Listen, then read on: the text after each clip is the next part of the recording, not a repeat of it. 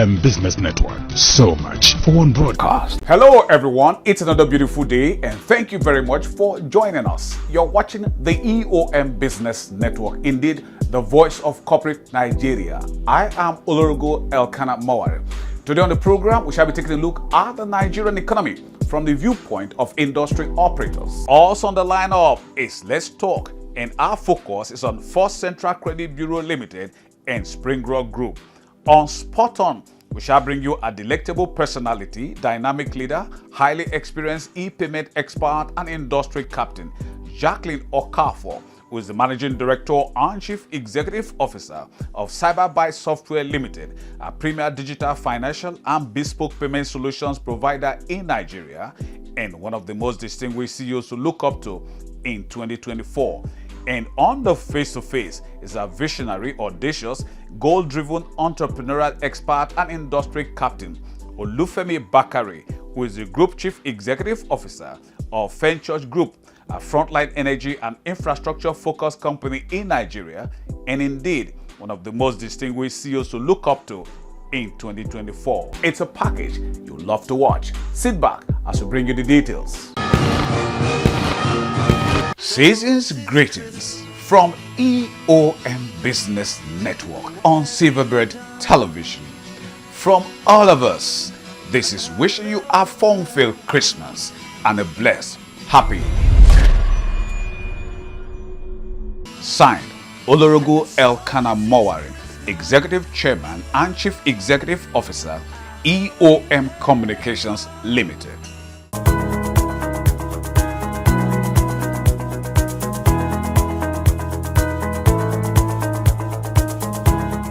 Over the years, we have carried out research on different sectors of the Nigerian economy, connecting with businesses, operators, and so on and so forth. Between 2016 and 2020, Nigeria's economy fell in and out of recession, and as a result, the operating environment became harsh, unfriendly, and difficult for industries and businesses in Nigeria. In spite of these uphill challenges, however, some dogged chief executive officers weathered the storm and in fact continue to record enviable successes. We speak particularly in this case in question about the Kabota Group Limited. For the brand, there is a face, and the face for the brand is the Group Managing Director and Chief Executive Officer. In our own estimation from the research carried out, a quintessential gentleman, an experienced entrepreneurial expert, an industry captain, a CEO of great repute, team player, and all the positive acronym that you can associate with it. It is against this background that we here elect to present this award to the Group Managing Director, CEO of the Kabota Group Limited, to join 100 CEOs in Nigeria as top CEOs in Nigeria for 2024.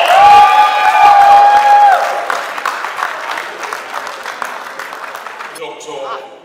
Raymond Sheyi Akintari.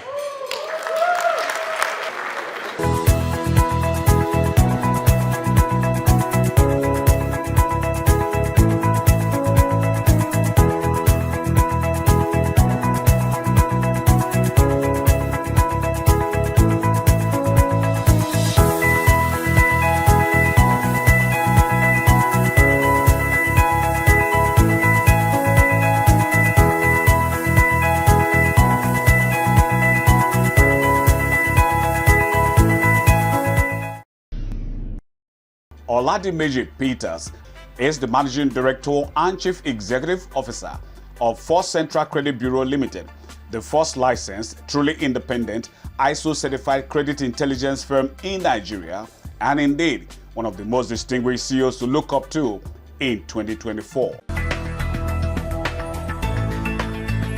I'm happy again that you brought this up. As a first case, like you rightly mentioned, it's either the ID card is not available, in which case it might have been at the point of capturing the data, maybe within the bank system where you say bring in your KYC or your client document, and so the customer is required to bring in some form of identification. Now, the standard would be bringing a driver's license, a national ID card, and if you don't have any of that, then it becomes a case of non-provision. But if that was gathered, and the unfortunate case is then becomes maybe when at the point where the data was captured, it was not entered into the system properly, or it was entered into a system partially. In some cases, the system does not necessarily mandate the entry of certain things or certain field lengths, and so fatigue, pressure will come in, people enter the wrong numbers, they capture wrongly, and before you know it, it's a wrong capture. Now, our system is programmed without ambiguity. It is precise and it's efficiently so. So without doubt, such record, whether as a case of non-provision or as a case of partial provision, automatically goes into our database as invalid, rejects, and orphan. And those orphan records are automatically zeroized. They don't integrate with any other records. So we do not allow for any error kind of integration in the system. As you must have seen in some identity verification institutions, you will see cases where there are disputes. Someone's name is matched with a different gender, and unfortunately, we cannot afford that type of porous system in the financial sector. This is First Central Credit Bureau Limited. Welcome to our world.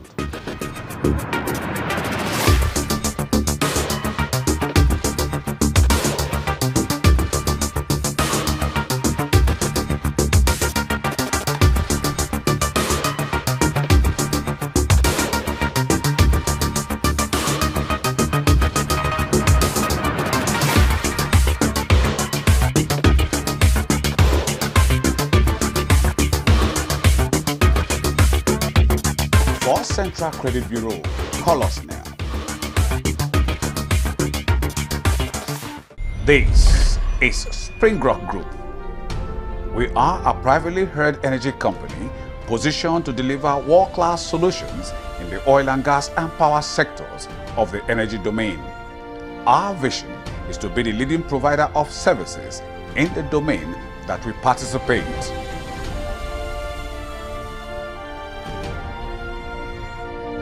Springrock Group.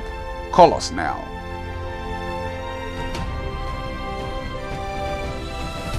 AKU is the Chief Executive Officer of Springrock Group, one of the frontline diversified oil and gas firms in Nigeria.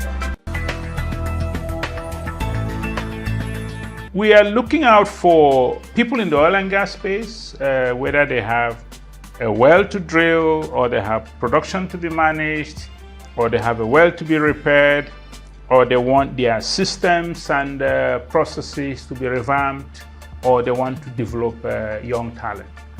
Okay, they should look out for us. We're also looking out for them.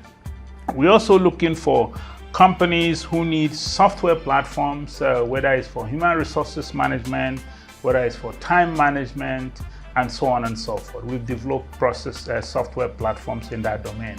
So we are looking out for them. I hope they will also look out for us. We're also looking out for organizations who can save a lot of cost by outsourcing some of the processes, rather than having a huge finance department, a huge HR department. You could actually have those as services which you outsource, and it will save you a significant cost. And most so often, those services are now being delivered by people who have a much higher level of expertise. So not only that you're saving money, but you're getting a higher quality service. So those are the people that look out for us, and we are also looking out for them. And hopefully, when we hit the marketplace with our e-commerce business, we'll be looking out for every Nigerian, wherever they might be, and we hope that they will also look out for us. What stands out is service. That's one word, right? Service. And in every business we've gone into, what we went in to do is to give service. And in that given service, you have to drive it with excellence. And in driving excellence, you have to bring innovation. Okay, and in bringing that innovation, it has to be cost effective. And it has to meet what was originally requested for. So if you start from there and say, I'm here to serve, I have to serve excellently, I have to innovate, I have to achieve what was planned, and it has to be cost effective. That's our unique points. This is Spring Rock Group. We are a privately held energy company positioned to deliver world-class solutions in the oil and gas and power sectors of the energy domain. Our vision is to be the leading provider of services in the domain that we participate.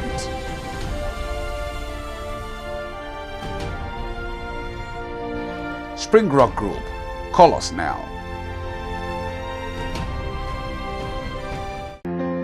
Jacqueline Okafor, a delectable personality, dynamic leader, highly experienced e-payment expert and industry captain, is the Managing Director and Chief Executive Officer of Cyberbyte Software Limited, a premier digital financial and bespoke payment solutions provider in Nigeria, and indeed one of the most distinguished CEOs to look up to in 2024. For you to succeed in this aspect of business, knowledge is power.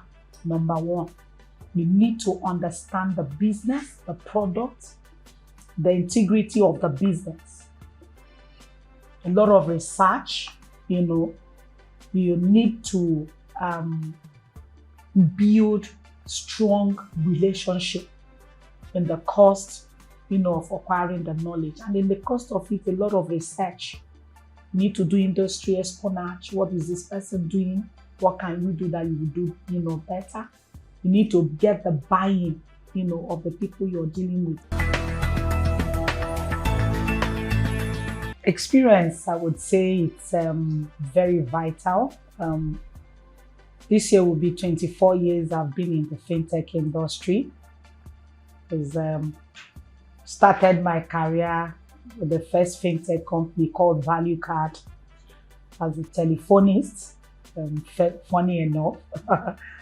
And in the course of that, I had felt interest, and I began to acquire knowledge, a lot of training personally, and opportunity came, and I moved to Intercontinental Bank and headed the POS department and was in charge of the 10 regions. So remember Intercontinental Bank with the vast branches. Very big challenge because as at then, the government hadn't yet started backing it. So it was survival of the fittest. I was quite young, but I was given that, huge portfolio to handle. So first, I decided to do training. I made them understand that if they understand, the product itself, what is it, what is in it, that it won't be very easy. I got that approval with also my group head that backed me then. And, I went around the banks, the whole, 4 regions we had, doing a lot of training, enlightenment. By the time I came back, we grew from number 10 to number 3 in the industry because they understood it. I said, look, there was a caption I used to say in the bank. I said, any of our customers that is not our merchant is a very big crime. I used to send it weekends, like a sensitization to all the staff. It's a crime if any of our customers doesn't have our POS. That means that our money is going to another bank. So it's a big crime. So people knew me. And gradually, the cashless initiative, pumps up. CBN is pushing it, FINA reports and all whatnot. And I was fortunate to be among the committee that was set up by CBN, in structuring the fees, what will be reasonable, because there was no, people were, the charges were not, unified. And they believed that the buying of people was slow. So what could we do? And so we, in a team under the leadership of Chuma Ezrim, who is presently with the head of e-payment in First Bank, we were in that team, and we agreed that, look, we have to reduce the price, that's the MSC charge. I worked with Intercontinental Bank for 7 years. The result was massive. The result was, massive. Even during the takeover from Access into Access Bank, the payment was still, major department that was still making money, for the company. We were supported, however. And 7 years, I got an offer to work for Verifone Inc. Verifone is the first POS deployed in Nigeria. They made me their country manager for West Africa. Another big challenging, nobody had done it before. I've not done that before. And I love those kind of challenges. It brings out, the giant in me. Yes, And one of my selling points in the industry that people can attest to, I glory in people's weakness. I glory in my competitors' weakness, and I use it to grow my own business. So what most people don't do, you don't just come, you want to launch your product, without really doing a competitive analysis of what's their strength, what's their weakness. What is it? These two, very important. The strength of this, their weakness. And then you put yourself on the third line. So what do I take from here to come up with my, verse? When I joined them value card, the major problem was, one, there was no after sales. So they were flooding the market, but no repair. They were junking. If you had to repair, you pay huge because you have to take terminals to UK. UK is the headquarters of them, Verifone. It wasn't funny. So they buy when it gets, so they didn't have. So I decided first I need to solve that problem. So I got the buy-in of my company in UK, Verifone, and I partnered with InterSwitch, iTex, and iTex. So they were the top, fintech as at then. And I got approval. We sent a team to UK. We trained them on repairs of terminal. They came in, we worked with them, and they set up the first international repair center in Nigeria. So the moment I profiled that solution, I now went to the banks because they were the ones that can, that buys, but they don't buy directly from me. So I partnered with the 3 strongest PTSP we had there because the law says, the policy is that banks, they buy terminals from PTS licensed. PTSP is our payment terminal service providers. So I partnered with the 3 best in the industry. So they became my workers. They became my forefronters. But I first had built a good relationship with the bank, introduced my product, and told them what is in it. I'm now in Nigeria, so your problem will be easily solved. When I want to build, I want the best. I don't go in between. You give me the best or nothing. And within 3 months, the product was out. So Verifone with parks, there were 3 POS terminals that was approved by CBN. That was Parks, Verifone, and Ingenico. Yes. So Verifone was the first, along with Parks, to come up with terminal POS that uses 2 SIM card. And I went to the banks. I said, I have it. Now the back end, I also needed to understand the back end integrity of it. So I worked with iTex, the MDNS we did, and said, how do we swap this? I want when one is down, automatically reset it. And he was able to, achieve that. Today we have roaming fee. Today we have Wi-Fi. So you see, it keeps, evolving. But at that point in time, the problem was solved, and that was it. These are basically what are the, achievements that I did, working with them, and there were lots of sales. I didn't stop in Nigeria. I opened Verifone to Ghana, Zimbabwe, and Sierra Leone.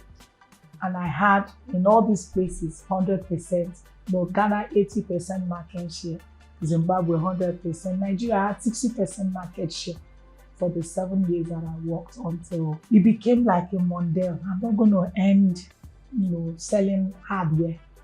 There's more to this business. and I started looking at the software, the application aspect of it.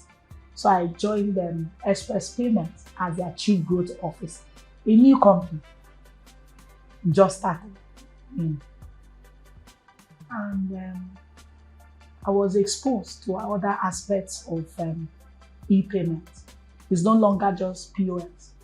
So we talk about the value-added aspect of it, talk about the web, talk about the mobile aspect of I worked with Express Payment. We started from the scratch.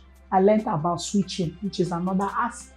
The processors, who are the processors, who are the switch, what is unique. Express Payment was the first to come up with what they call secret PIN. You can have 2 PIN numbers. Yes, we were the first. So I always ask the product team, if you're going to come up with a product, come out with something that is different. I don't want to do exactly what others are doing. Flutterwave killed the industry when they came in. They came with self-onboarding. You don't have to manually, they take form to you. Wherever you are, onboard yourself and business, starts. There's the liberation of, what they call digitalized value-added services. People will stay in your room, you can make payments. That's the best of it. Flutterwave pays tax and all whatnot. My interest in life has always been to fix problems. And then the shareholders come in, like, you want to start a software company in Nigeria, being owned by Cyberbyte in UK, and we'd like you to run it for us. I said, oh, look, this is a little bit different from, what, Again, I hear it, Jackie, you can fix it, And this will be the first time I'm starting a company from the scratch. So I've worked in companies that have already been established, workforce have been put in place and all whatnot. So I discussed with my family and I told them I would like to. It's another big challenge, but I would like to take it. I resigned, but in a very good note, explaining that, look, I want to do something. This is totally different. So they send me off, went in a good way, and here I was, Cyberbyte.